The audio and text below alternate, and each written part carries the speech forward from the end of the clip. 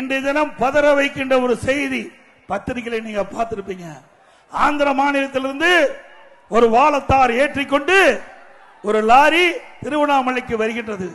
அந்த திருவண்ணாமலை நகரத்திலே உள்ளே நுழைகின்ற பொழுது அந்த லாரியிலே 2 பெண்மணி இருக்கின்றார்கள். அந்த டிரைவருடைய அக்கா, ஒரு அக்கா மகள்.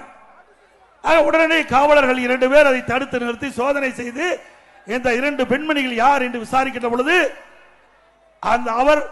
அந்த லாரி டிரைவர் குறிப்பிடுகிறார், நாங்க வாழத்தாரை ஏற்றிக்கொண்டு திருவண்ணாமலைக்கு வந்திருக்கின்றேன், அதோடு சாமி தரிசனம் செய்ய என் குடும்பத்தை சேர்ந்த அக்கா மகளும் அழைத்து வந்திருக்கிறேன் என்று குறிப்பிடுகிறார். நம்ப தயாரா இல்லை என்று அந்த 2 காவலர்களும் விடாப்புடியாக அந்த 2 பெண்மணிகளையும் கீழே இறக்கி அவள் கொண்டு வந்த 2 வாகனத்திலே அழைத்து செல்கிறார்கள். மக்கள் நடமாட்டம் இல்லாத பகுதியை பார்த்து அந்த தாயின் கண் எதிரே அவருடைய மகளை கற்பழித்திருக்கின்றார்கள். 29ஆம் தேதி நடந்த சம்பவம். இது மன்னிக்க முடியாத சம்பவம். ஒரு தாயின் கண்ணெதிரே தன் மகளை கற்பழிக்கிறார். யார்? காவலர்.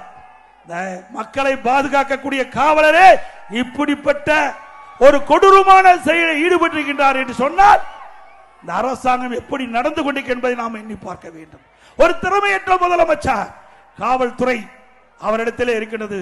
சரியாக நிர்வாகம் செய்யாத காரணத்தினாலே இன்றைக்கு 2 காவலர்கள், மக்களை பாதுகாக்கக்கூடிய காவலர்கள் அந்த 2 பெண்மணியை அழைத்து சென்று ஒரு தாயினுடைய கண் எதிரே மகளை கற்பழித்து என்று சொன்னால் இந்த அரசாங்கம் தொடர வேண்டுமா?